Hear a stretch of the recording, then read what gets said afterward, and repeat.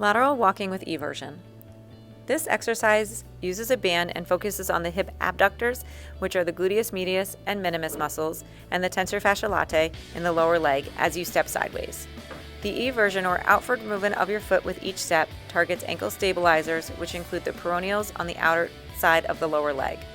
Benefits of this exercise include strength with sideways lateral movement and improving ankle stability and balance.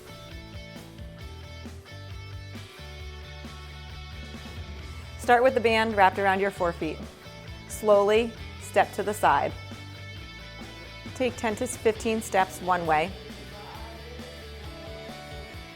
Then repeat doing 10 to 15 steps the other way.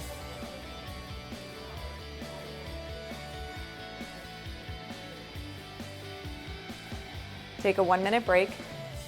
Perform 3 sets altogether.